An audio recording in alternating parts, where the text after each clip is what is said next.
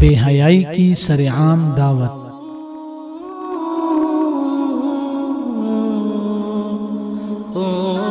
دین اسلام مکمل ضابطۂ حیات ہے۔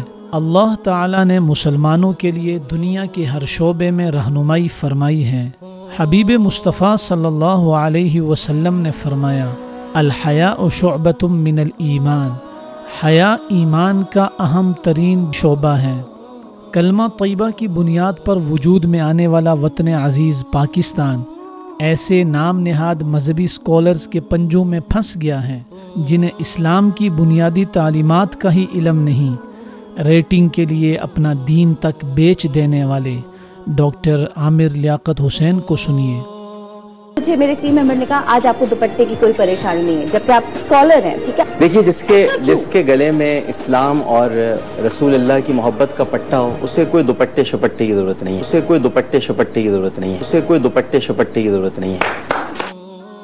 دوسری طرف اللہ رب العزت سورہ احزاب کی آیت نمبر 59 میں فرماتے ہیں، یا ایھا النبی قل لازواجک وبناتک ونساء المؤمنین یدنین علیہن من جلابیبہن ذلک ادنی ان یعرفن فلا یؤذین وکان اللہ غفورا رحیما۔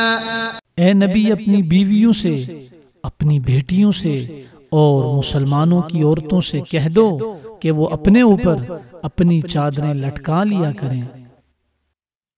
جمہور مفسرین جن میں عظیم صحابی حضرت عبداللہ ابن مسعود رضی اللہ عنہ بھی شامل ہیں، وہ یہ کہتے ہیں آیت مبارکہ میں استعمال ہونے والا لفظ جلابیب ایسی چادر کو کہتے ہیں جو اتنی بڑی ہو کہ سارے جسم کو ڈھانپ لے۔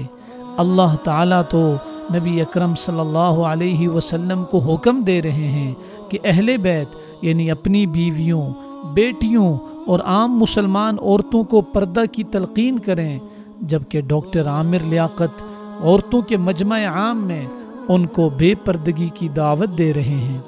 مسلمان ہونے کے ناطے ٹی وی چینلز کے مالکان کا بھی فرض بنتا ہے بے حیائی کو روکنے کے ساتھ ساتھ دینی پروگرامات بھی ایسے لوگوں سے کروائیں جنہیں قرآن و سنت کا علم ہو۔